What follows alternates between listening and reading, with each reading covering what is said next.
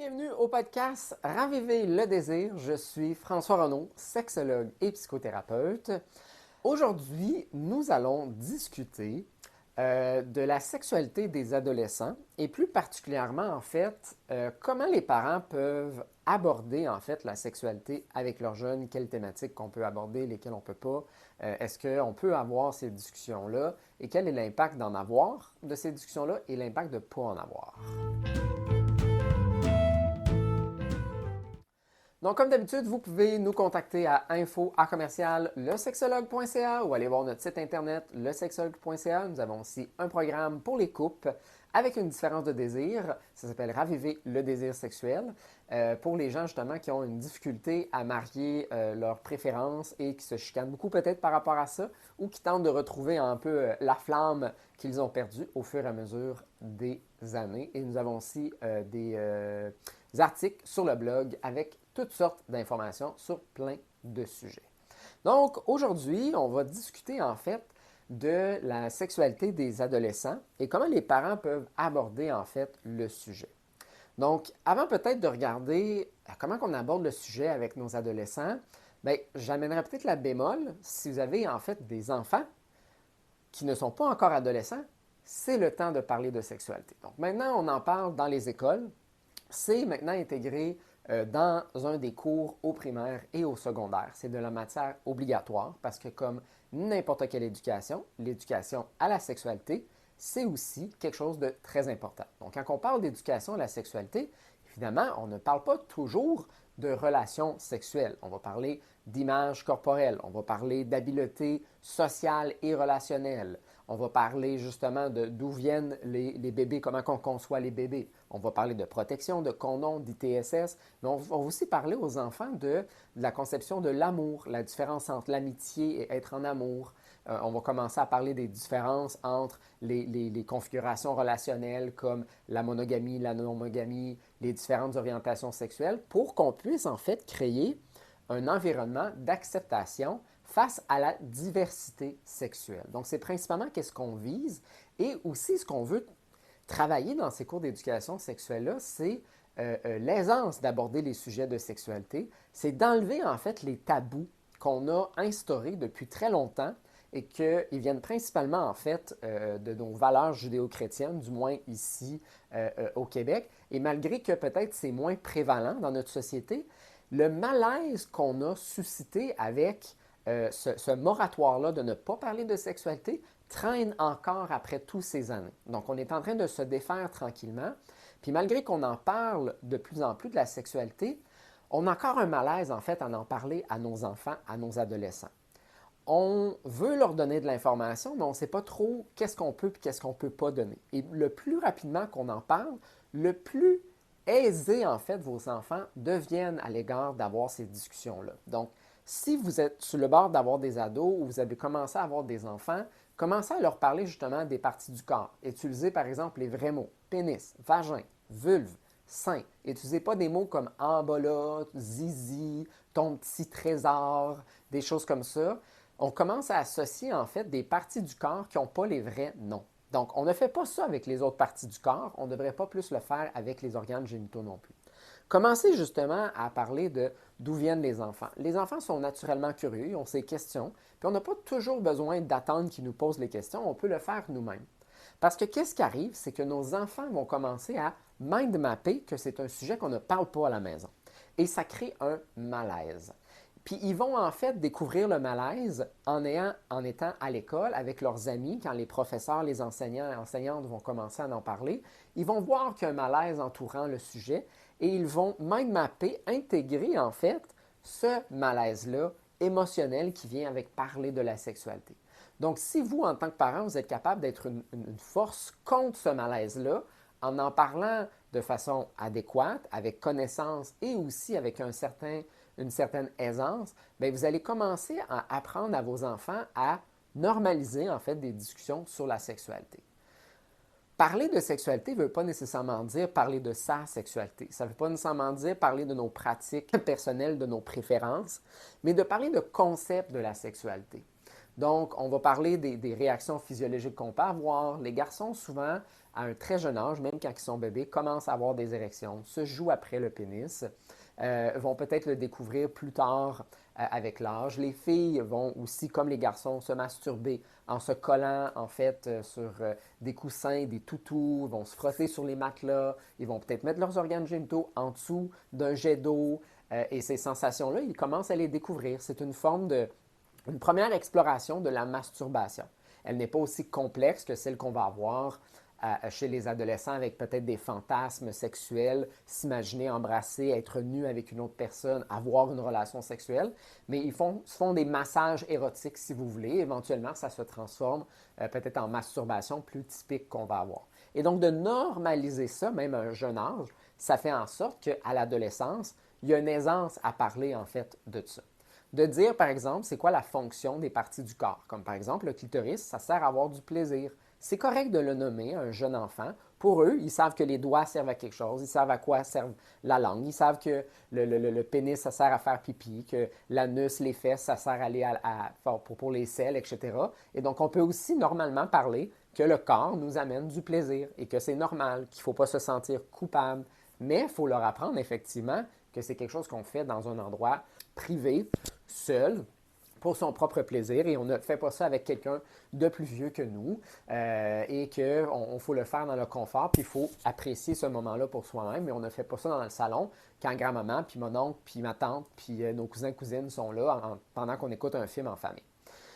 Mais ça, c'est des concepts, effectivement, qu'on peut leur apprendre. Il ne faut pas nécessairement toujours attendre que ces choses-là peut-être se présentent naturellement. On peut aborder des cas qu'on a peut-être vus, des situations entre les amis. Parfois, les amis vont peut-être explorer la nudité, vont se déshabiller devant l'autre, etc.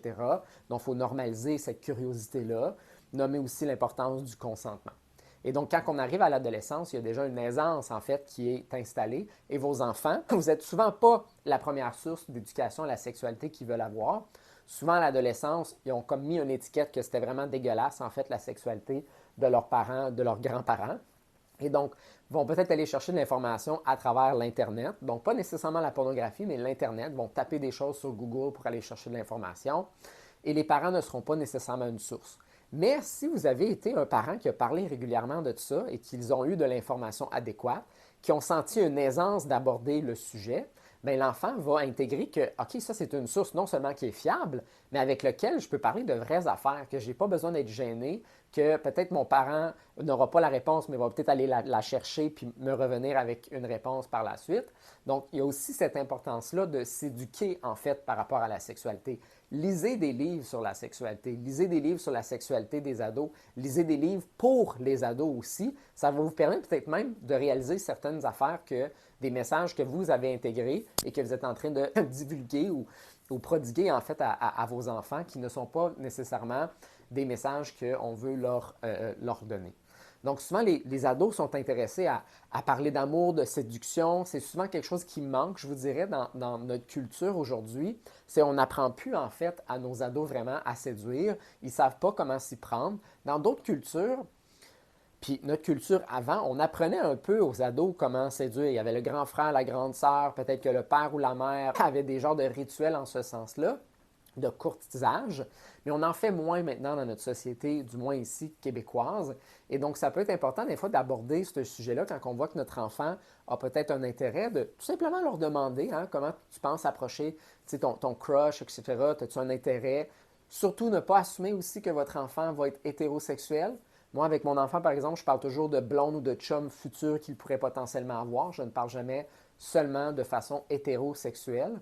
Donc, de considérer que votre enfant, en fait, ne sera pas nécessairement dans la majorité des gens qui sont hétérosexuels, mais vont peut-être effectivement avoir une orientation homosexuelle. Donc, déjà, d'inclure ça de façon inclusive dans le discours que vous allez avoir, démontre en fait que si jamais ils ont besoin de faire un dévoilement, ou qui veulent s'afficher en fait en tant que personne homosexuelle, veulent se dévoiler par rapport à ça, bien, ils sentent en fait qu'il y a déjà une ouverture. Parce que des fois, on n'est peut-être pas homophobe, mais le fait qu'on a toujours dit ah, tu sais, quand tu vas avoir une petite blonde, quand tu vas avoir un petit chum, mais que tu parles à des femmes ou à des garçons, mais tu ne mentionnes jamais des relations homosexuelles, ça crée un malaise. Même si parfois les enfants savent que vous n'avez jamais fait de commentaires, vous êtes très acceptant de ça laisse quand même un malaise que vous sous-entendez que vous préférez finalement que vos enfants soient d'orientation hétérosexuelle parce que vous ne faites jamais allusion à la potentialité d'être homosexuel. Donc ça aussi, c'est quelque chose qu'on veut aborder de façon ouverte dès un jeune âge. Et puis, justement, on veut leur parler beaucoup de qu'est-ce qui est important pour eux, c'est quoi leur valeur, de questionner parfois certains comportements que peut-être leurs amis ont avec leur chum et leur blonde. Donc, vous voulez vous assurer, par exemple, qu'ils comprennent c'est quoi une relation saine. Par contre, parler de jalousie, de possessivité. Donc, si vous voyez, par exemple, qu'un de leurs amis est en relation, puis il y a des enjeux de jalousie ou de possessivité, mais c'est une façon, en fait, de juste demander « Ah, qu'est-ce que tu penses de ça? » Tu sais, Julie qui réagit fort par rapport à Luc, qui a des amies féminines. Est-ce que c'est quelque chose que toi, tu ferais dans ta relation? Qu'est-ce que tu penses de ça? Puis des fois, les ados vont faire comme « Ah, pourquoi tu me demandes ça, maman? Pourquoi tu me demandes ça, papa? » Mais juste le fait que vous l'avez posé, ça l'ouvre une porte. C'est ça, en fait, qu'on veut créer avec des ados. C'est qu'on ne veut pas s'imposer, en fait, dans les discussions, mais on veut juste donner, en fait, cette impression-là que, hey, si jamais tu as besoin d'avoir une conversation, je suis là. Puis, je suis à l'aise aussi d'en parler. Puis ça, c'est la chose principale qu'il faut développer quand on parle de sexualité, c'est cette aisance-là. Parce que dès un jeune âge, on est capable de mind mapper. Ce qui veut dire que je suis capable de percevoir les émotions de quelqu'un d'autre. Ce qui est en quelque sorte l'empathie. L'empathie, c'est mon radar qui me permet de voir cette personne-là est triste, cette personne-là est stressée, cette personne-là est en colère, cette personne-là est contente, cette personne-là est anxieuse. Par le langage corporel, par les choses qu'ils vont dire, le ton de la voix qu'ils vont avoir. Et donc, les enfants, les ados, vont percevoir votre malaise à l'égard de la sexualité. Et donc, s'ils sentent que leurs parents, oui, veulent parler de sexualité, mais ils vont comme à demi-mot, ils tournent alentour du pot, ils n'utilisent pas vraiment les mots clairs, ils sont toujours un peu comme évitants par rapport au sujet, renvoient certains sujets à leur père ou envoient certains sujets à leur mère. Donc, certaines personnes ont tendance à faire ça. La mère va renvoyer les sujets de la sexualité au père pour leur fils et les pères vont envoyer les sujets de la sexualité à leur mère, par exemple. Donc, ça, c'est typique que de ce qu'on va voir, qu'on a l'impression que la mère doit s'occuper de l'éducation sexuelle des filles et le père doit s'occuper de l'éducation sexuelle des garçons, malgré que ça peut être très pertinent justement qu'il y ait un mélange entre les deux puis que ça ne soit pas juste une personne qui fait l'éducation d'une personne. Évidemment, dans des couples homosexuels, on se retrouve moins avec cette problématique-là parce que souvent, il n'y a pas maman et papa, il y a juste maman 1 et 2, et papa 1 et 2 aussi. Et donc, souvent, il y a peut-être un parent qui va le plus le prendre, qui est peut-être plus aisé, mais c'est le fun d'avoir cette impression-là, effectivement, que les deux parents, s'il y en a deux, sont ouverts, en fait, à parler de sexualité, que l'autre parent soit peut-être là aussi quand on aborde le sujet, participe à la discussion, même s'il y a un certain malaise qui est là. Il faut être capable, justement, de surmonter ce malaise-là si on ne veut pas le transmettre.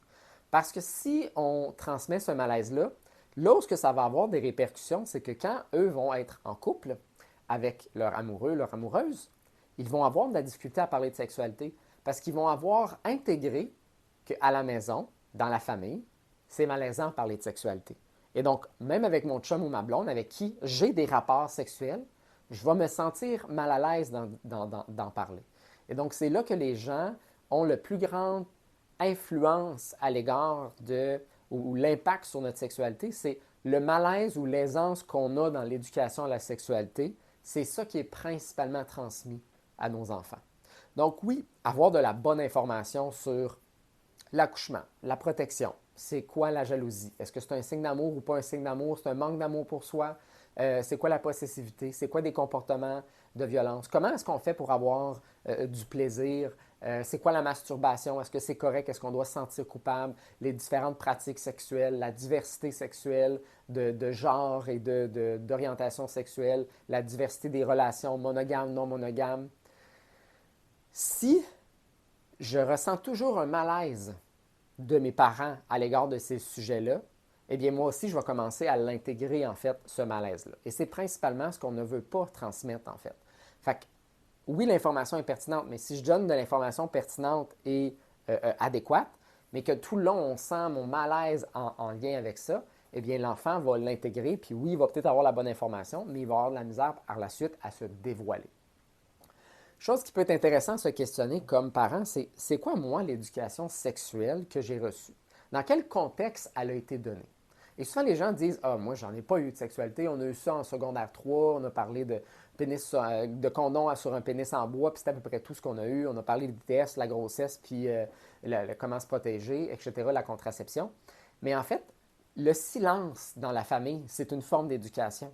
C'est un message qu'on m'envoie qu'il ne faut pas parler de sexualité. C'est malaisant de parler de sexualité. Ou si je parle toujours de sexualité avec des blagues cochonnes, un peu déplacées, crues, bien, je comprends que la sexualité se parle dans ce contexte-là, mais ne peut pas nécessairement se parler sérieusement. Et donc, je vais peut-être être un partenaire qui va toujours faire des blagues sur la sexualité, qui va peut-être démontrer en apparence une certaine aisance à l'égard de la sexualité, mais quand arrive le temps d'en parler sérieusement, je suis mal à l'aise puis je fais toujours des blagues. Et donc, ça démontre justement que j'ai appris que la sexualité se faisait seulement dans un contexte humoristique et que ça ne pouvait jamais être sérieux, profond et dans la vulnérabilité. Et donc, c'est ça qu'on veut montrer en fait à nos enfants. Est-ce qu'on peut parfois parler de nos propres expériences sexuelles? À quel âge est-ce qu'on peut commencer à parler de ça? Ça revient un peu à un certain choix personnel. Il faut considérer effectivement que trop parler de nos expériences personnelles peut être dérangeant parce que quand on parle de notre sexualité, on a nécessairement des images qu'on a quand on entend ces messages-là. Des fois, les enfants vont peut-être être curieux par rapport à vos expériences, vos propres premières expériences d'embrassage, de séduction, de date, peut-être même de relations sexuelles. Est-ce que ça l'a fait mal, etc. Est-ce que ça a été plaisant, le fait de venir trop vite, d'avoir peur de perdre l'érection. Donc, ils vont peut-être avoir un certain intérêt, mais il ne faut pas non plus juste se dévoiler sur sa sexualité pour se dévoiler parce que ça peut créer un certain malaise et si vous ne le percevez pas, va peut-être avoir des impacts plus négatifs. Là. Donc, parfois, j'ai des clients qui vont me dire, tu sais, moi, mes parents, ils ont oversharé, ils ont trop parlé de leur sexualité, c'était pas agréable, c'était envahissant et donc, ça n'a pas eu l'effet bénéfique de créer quelqu'un qui est à l'aise de parler de sexualité parce qu'ils sont comme trop rentrés finalement dans l'intimité de leurs parents. Donc, c'est normal ou adéquat, en fait, de venir normaliser qu'en tant que parent, ben oui, on en a des relations sexuelles. Ça l'arrive parfois. On le fait quand vous n'êtes pas là ou quand vous dormez, etc. Maman puis papa ou papa, maman font l'amour, se donnent de l'affection. On a des relations sexuelles. Ça se fait dans le plaisir et une satisfaction et démontrer effectivement que dans une relation à long terme, ben c'est pertinent, c'est intéressant de maintenir en fait cette sexualité-là. Plutôt que de vouloir tout le temps cacher, faire semblant qu'on ne fait pas ça, donner l'impression qu'on est des gens asexuels, ce que ça l'envoie comme message pour l'enfant plus tard, c'est OK, bien, la sexualité, elle finit par mourir. Puis ça se peut que ce soit effectivement votre cas, que vous avez moins de sexualité. Puis ça aussi, ça peut créer un certain malaise quand peut-être notre sexualité à nous est un peu boboche, est insatisfaisante, puis on parle de sexualité, puis on parle d'amour, puis on parle d'engagement, puis on parle de plaisir, puis de satisfaction à nos enfants, quand nous, peut-être dans notre propre couple, ça tire de l'aile un peu. Fait, c'est sûr que ça peut être confrontant aussi en tant que parent d'aborder un sujet dans lequel nous-mêmes, on n'est peut-être pas nécessairement satisfait. C'est important aussi de s'informer et de prendre un recul avant de parler de certains sujets, qu'on ne transmet pas en fait des mauvais messages ou qu'on inculque justement des valeurs, des comportements qui sont peut-être inadéquats, comme par exemple normaliser la jalousie. Oui, c'est normal de se sentir jaloux, mais comment est-ce que j'exprime la jalousie? Comment je contrôle ou pas en fait mon partenaire par rapport à la jalousie? C'est quelque chose qu'il faut faire attention. Donc, de se questionner par rapport à c'est quoi l'éducation sexuelle que j'ai reçue? Est-ce que c'est une éducation sexuelle qui était faite dans le plaisir, c'était dans le tabou, c'était juste dans l'humour? Et là, moi, comment est-ce que je veux éduquer mes enfants par rapport à ça? Est-ce que je veux peut-être transmettre quelque chose de différent que ce que moi, j'ai reçu?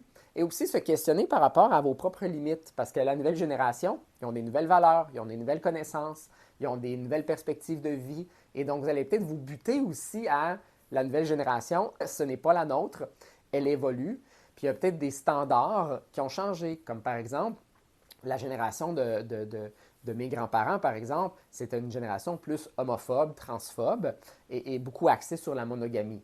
Maintenant, aujourd'hui, on est beaucoup plus ouvert par rapport aux personnes trans, à l'homosexualité, à la diversité sexuelle, aux différentes pratiques sexuelles, aux différentes configurations relationnelles comme monogame et non monogame, malgré qu'il y a encore du travail à faire par rapport à ça. Fait que vous allez voir que peut-être qu'il y a des choses qui vont vous heurter par rapport à certaines choses, la diversité sexuelle dans son ensemble, que vous n'allez pas comprendre, puis c'est peut-être même vos enfants qui vont vous enseigner certaines choses. Fait que c'est aussi, en fait, d'ouvrir vos propres perspectives à la nouvelle génération, qui sont mes enfants. Qu'est-ce qu'eux pensent aussi de la sexualité puis des relations amoureuses? C'est quoi leurs attentes aussi à eux? Donc, je vous laisse sur cette réflexion-là de comment vous voulez justement éduquer les enfants, mais principalement informez-vous et travaillez votre propre malaise que vous pouvez potentiellement avoir à l'égard de la sexualité. Donc, ce fut notre chronique pour cette semaine. Comme d'habitude, vous pouvez nous rejoindre à info@lesexologue.ca pour vos commentaires, vos questions ou les propositions de thématiques que vous aimeriez qu'on aborde. Et vous pouvez visiter notre site internet lesexologue.ca et consulter un de nos professionnels pour un one-on-one ou en couple ou en troupe. Et vous pouvez aussi aller voir toutes nos ressources qu'on a sur le site internet. Et on se voit une prochaine fois.